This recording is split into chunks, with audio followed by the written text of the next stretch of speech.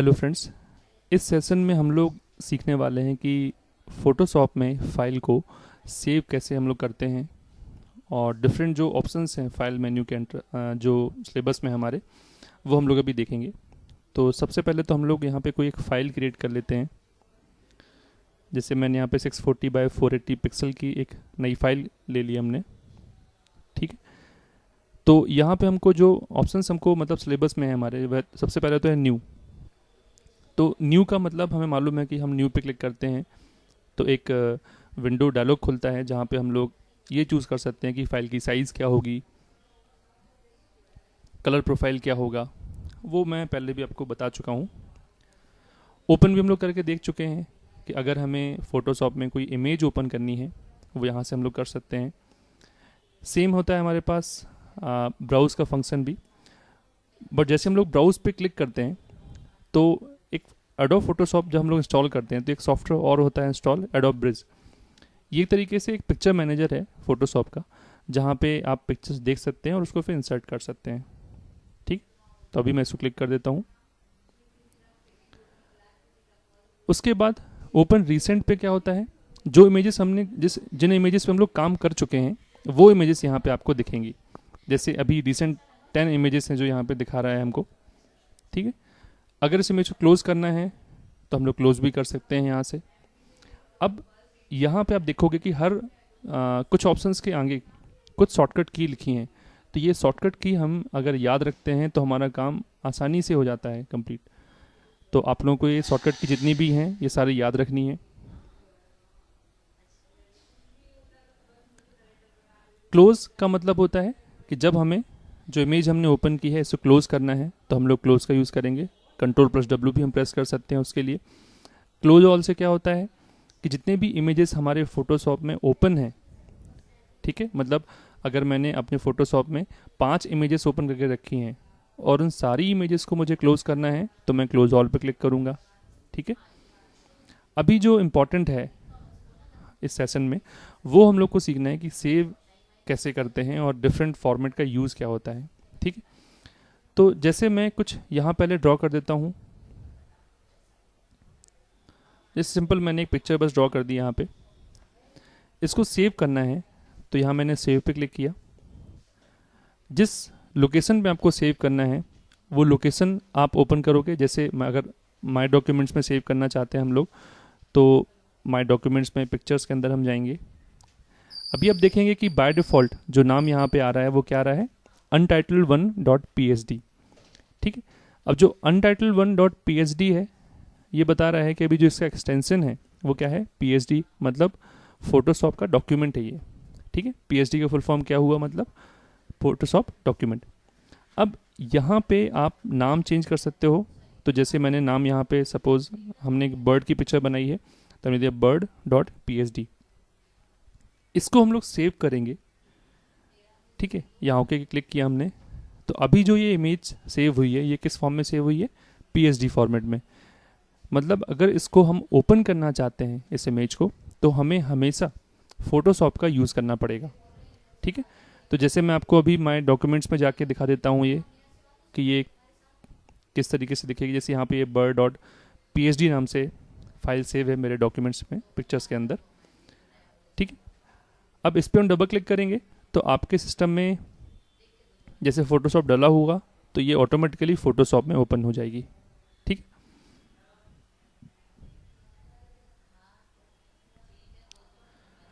अब हमारी ये ज़रूरत होती है कि जैसे हम जो भी फाइल बना रहे हैं फोटोशॉप में उसको हम लोग चाहते हैं कि बिना फोटोशॉप के भी हम उस इमेज को ओपन कर सकें। जैसे मान लीजिए अगर ये इमेज चाहता हूँ मैं कि मेरे मोबाइल पे मैं डाल सकूँ या किसी भी वेबसाइट में, वेब पेज में हम इंसर्ट कर सकें, तो उसके लिए हमें इसको किसी और फॉर्मेट में सेव करना पड़ेगा। ठीक है, तो कौन कौन से फॉर्मेट अवेलेबल हैं जो डिफरेंट ऑब्जेक्ट्स में आप दिखा सकते हो या डिफरेंट प्रोग्राम में ओपन कर सकते हो, तो वो हम देखते हैं। तो इसके लिए हम अभी यहाँ सेव एज पे क्लिक करेंगे। ठीक है, अब सेव एज पे यहाँ पे आप देखोगे फॉर्मेट। अब फॉर्मेट पे आप क्लिक करोगे तो आपके पास बहुत सारे पिक्चर्स के फॉर्मेट हैं जो ओपन हो जाएंगे। ठीक है, अब यहाँ पे जो इम्पोर्टेंट है वो हम देख लेते हैं पहले।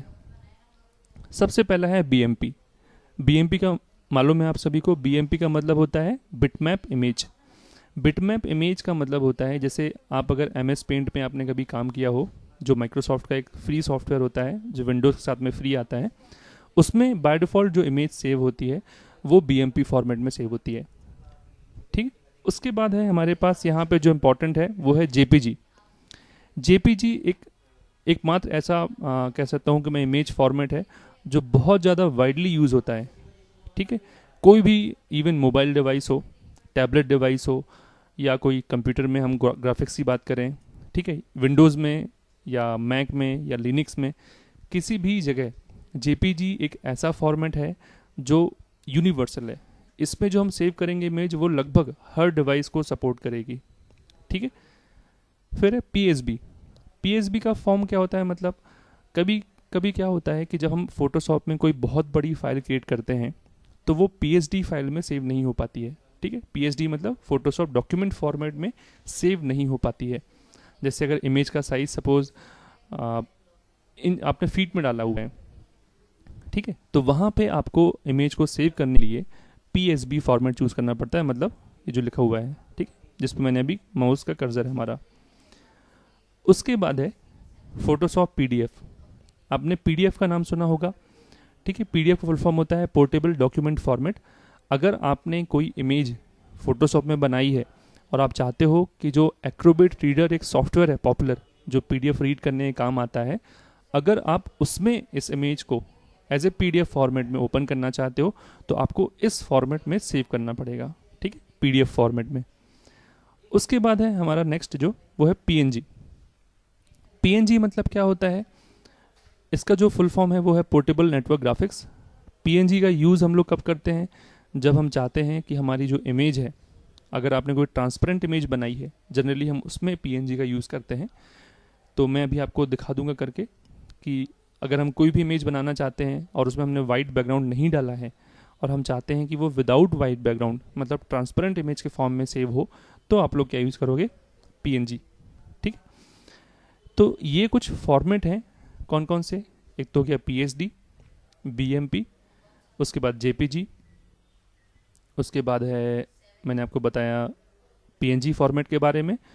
तो ये कुछ बेसिक फॉर्मेट हैं जो हमको जो हम लोग जनरली सेव करते हैं जिस फॉर्मेट में फाइल को। ठीक है। तो मैं अभी क्या करता हूँ कि इसको JPG फॉर्म में सेव करता हूँ। यहाँ आप देखेंगे कि नाम सेव कैसा हो रहा है, बर्ड कॉपी, मतलब क्योंकि कॉपी बन रही है, आप चाहें तो नाम चेंज भी कर सकते हैं और सेव पे क्लिक करेंगे। ठीक। जैसे ही हमने सेव किया तो JPG में क्या होता है, कुछ ऑप्शंस आते हैं हमारे पास कि आपको किस क्वालिटी में इस इमेज को सेव करना है। ठीक है। तो जैसे हमारे पास यहाँ पे क्या है, आप देखोगे कि मैं अगर इसको स्लाइडर जो यहाँ पे है इसको बिल्कुल 0 पे कर दूं तो इसकी जो क्वालिटी होगी बहुत लो होगी और जो इमेज की साइज़ है वो भी बहुत कम हो जाएगी। तो जैसी आपकी रिक्वायरमेंट है उस हिसाब से आप इस स्लाइडर को मूव कर सकते हो और इमेज का जो क्वालिटी है वो इम्प्रूव या डिप्रूव कर सकते हो। ठीक। तो जैसे मैं भी यहाँ पे लार्ज फाइल लेता हूँ तो जो बेस्ट फॉर्मेट होगा वो उसमें सेव हो जाएगी। यहाँ आपको अभी फ़िलहाल कुछ भी नहीं करना है और सिर्फ ओके पे क्लिक करना है। ठीक। तो ये आप देखेंगे कि माय डॉक्यूमेंट्स में माय पिक्चर्स के अंदर ये आपकी जो फाइल है बर्ड कॉपी .jpg नाम से यहाँ पे फाइल सेव हो गई है। ठीक है। तो इस तरीके से हम लोग फाइल को जो डिफरेंट फॉर्मेट में सेव कर सकते हैं। अभी जो हमारा नेक्स्ट टॉपिक है, अभी फाइल मेन्यू में जो हमें देखना है वो है सेव फॉर वेब। अब ये जो ऑप्शन है ये बहुत ज़रूरी होता है। किस पर्पज़ से, आपने देखा होगा कि हम लोग जब ऑनलाइन फॉर्म भरते हैं तो वो हमसे पूछता है कि जो इमेज का साइज़ है वो 20 KB से ज़्यादा नहीं होना चाहिए, 30 KB से ज़्यादा नहीं होना चाहिए। तो जहाँ पे जो साइज़ का लिमिटेशन होता है, अगर वो इमेज हमें बनानी है, ठीक है, तो वो हम लोग कैसे करेंगे, तो वो हम लोग कैसे करते हैं, वो सेव फॉर वेब ऑप्शन से करते हैं।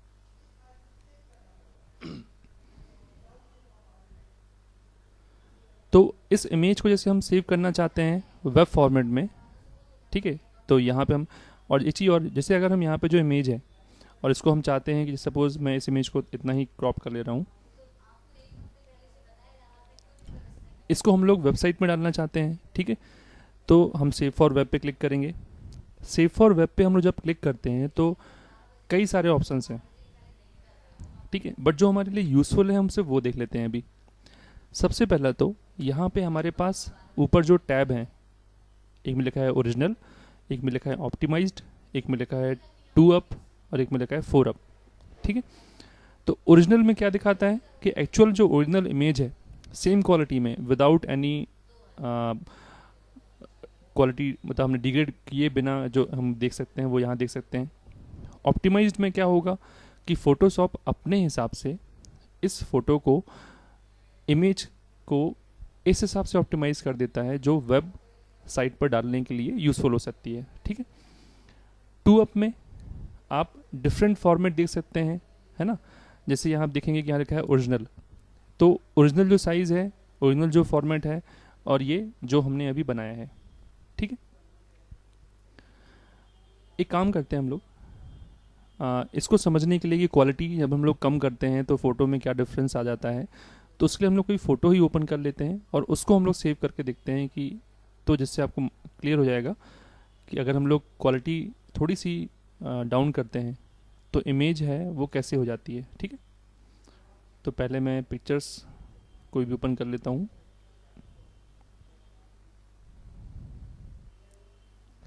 जैसे हम, ये इमेज है पेंगुइन्स की, इसको हमने ओपन किया।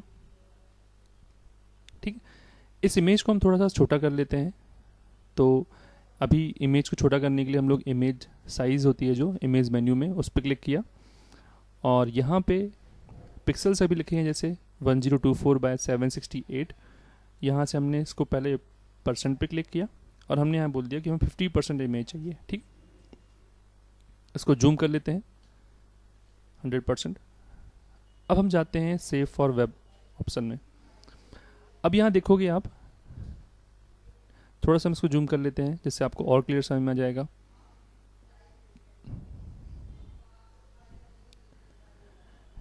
ये अभी अगर आप देखेंगे कि एक्चुअल जो साइज़ है इमेज की, अगर हम इसको सेव करते हैं जेपीजी फॉर्म में तो इसकी साइज़ क्या रहेगी, यहाँ पे लिखा है। ठीक है, 576 किलोबाइट में।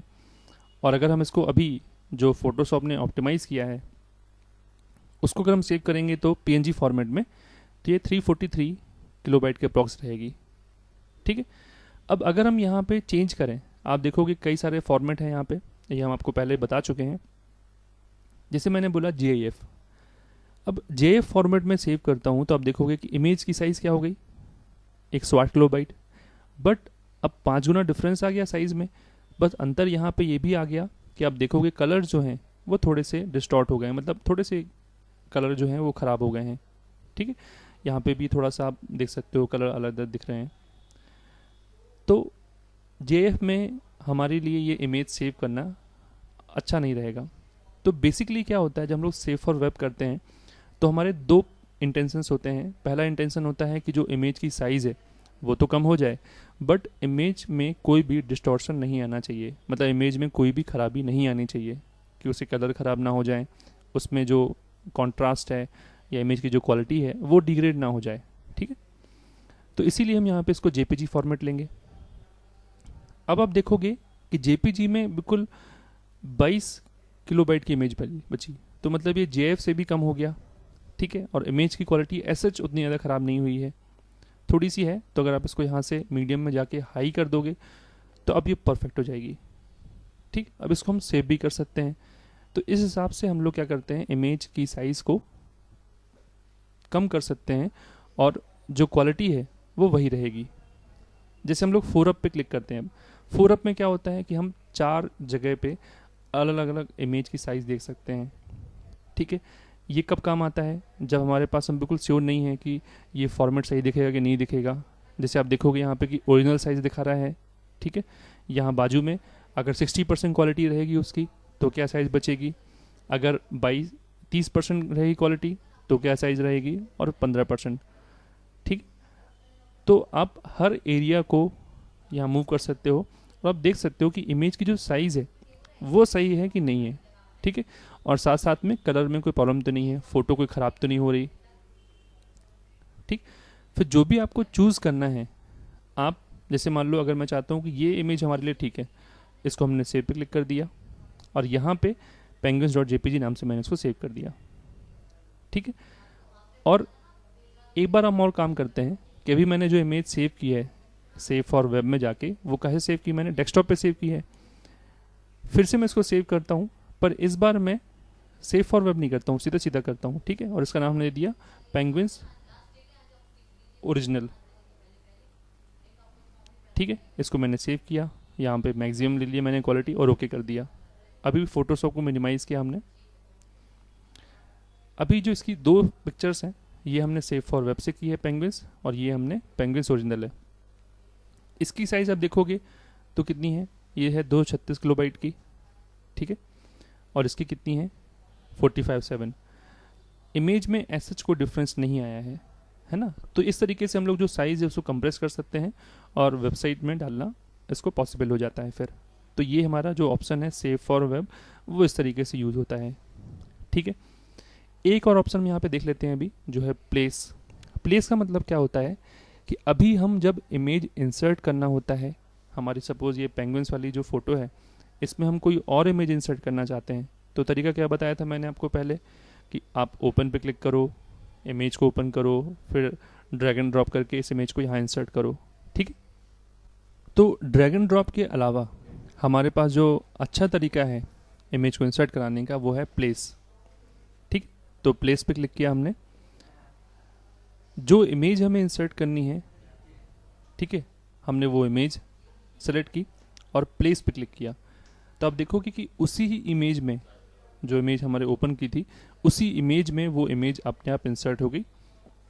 हम उसको रिसाइज कर सकते हैं और फिर अप्रूव कर सकते हैं, ठीक है। तो प्लेस का मतलब समझ में आ गया कि अगर हमें अपनी इमेज में कोई दूसरी इमेज इंसर्ट करनी है डायरेक्टली, ठीक है, विदाउट ड्रैग एंड ड्रॉप, तो हम लोग क्या यूज़ करेंगे, प्लेस का यूज़ करेंगे।